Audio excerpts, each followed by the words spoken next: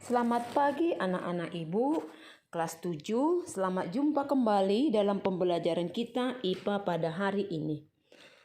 Kalau minggu semalam kita sudah belajar mengenai struktur organisasi kehidupan, sekarang kita akan belajar mengenai sel dan bagian-bagiannya. Anak-anak ibu, perhatikan apa yang mau ibu jelaskan pada hari ini. Kita mulai dulu dari apa yang disebut dengan sel. Sel adalah unit terkecil dari makhluk hidup. Makhluk hidup itu ada yang terdiri dari uniseluler dan ada yang terdiri dari multiseluler. Uniseluler artinya terdiri dari satu sel, sedangkan multiseluler terdiri dari banyak sel.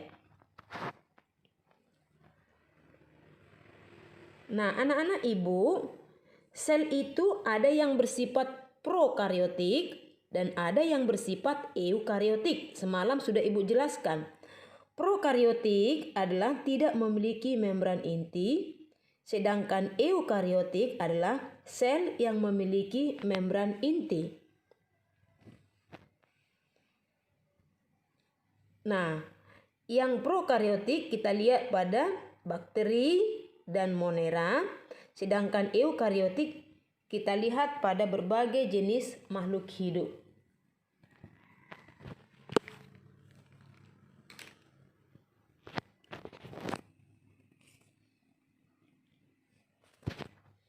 Nah, anak-anak ibu, kita akan melanjutkan yaitu organel-organel sel hewan dan organel sel-sel tumbuhan. Sel hewan memiliki organel khusus yaitu lisosom dan sentriol atau sentrosom. Sedangkan organel yang terdapat pada tumbuhan yang khusus adalah yaitu dinding sel yang tidak ditemukan pada sel hewan, plastida, dan vakuola. Nah, kita lihat sel hewan. Ini adalah bagian-bagian dari sel hewan. Perhatikan gambar. Nah, anak-anak ibu, kita lihat dulu bagian-bagian sel, yaitu bagian-bagian sel daripada sel hewan. Nah, anak-anak ibu, kita lihat dulu bagian-bagian daripada sel hewan, ya. Kita lihat dulu bagian-bagian daripada sel hewan. Yang pertama adalah nukleus. Nukleus adalah bagian pengatur seluruh kegiatan sel.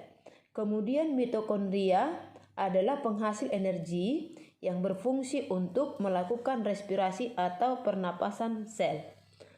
Nah, yang berikut adalah badan Golgi yang berfungsi untuk melakukan sekresi dan ekskresi zat.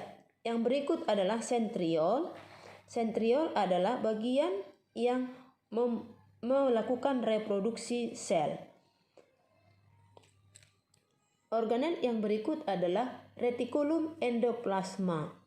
Retikulum endoplasma ini dibedakan menjadi dua bagian, yaitu retikulum endoplasma kasar dan retikulum endoplasma halus. Retikulum endoplasma di dalamnya ditemukan ribosom.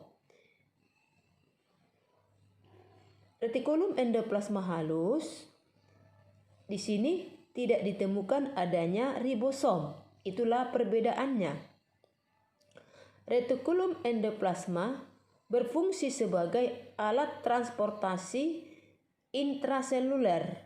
Selain itu, juga bisa berfungsi untuk fosfolitin, glikolitin, steroidin, dan detoksifikasi. Selanjutnya adalah ribosom. Organel kecil ini berfungsi untuk melakukan sintesis protein atau membuat protein. Selanjutnya adalah membran sel.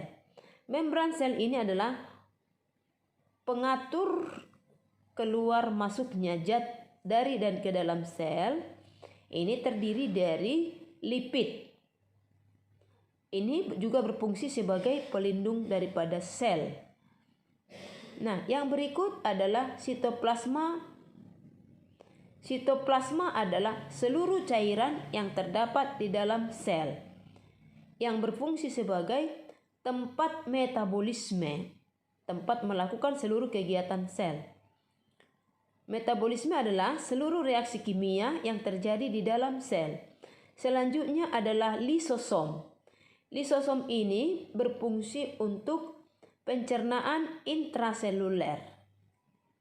Dan lisosom dibentuk oleh badan Golgi. Selain organel-organel ini juga ditemukan sitoskeleton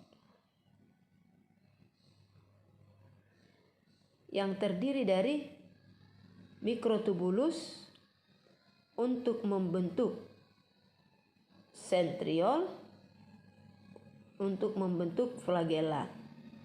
Selain itu ada mikrofilamen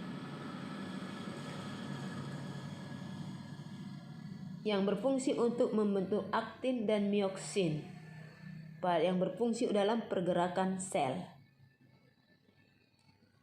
Nah, anak-anak ibu, itulah bagian-bagian daripada sel yang sangat penting. Ibu harap kalian perhatikan bagus-bagus setiap gambar dan bagian-bagian daripada sel tersebut. Ya. Jadi jangan lupa di buku catatanmu kau gambarkanlah sel ini. Nah, sekarang kita lihat dulu sel tumbuhan. Sel tumbuhan memiliki dinding sel yang berfungsi untuk membentuk sel atau memberi bentuk sel. Ini tidak ada pada sel hewan. Dinding sel terbuat dari selulosa. Selain itu ada juga plastida.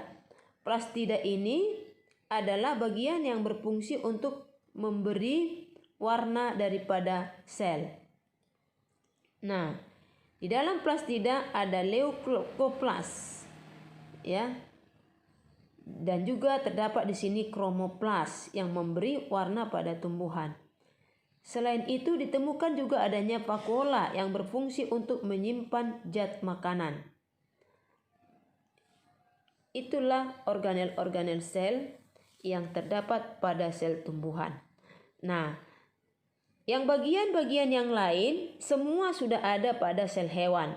Ini ibu jelaskan hanya untuk membedakan saja, yaitu apa yang terdapat pada sel hewan dan ada yang terdapat pada sel tumbuhan.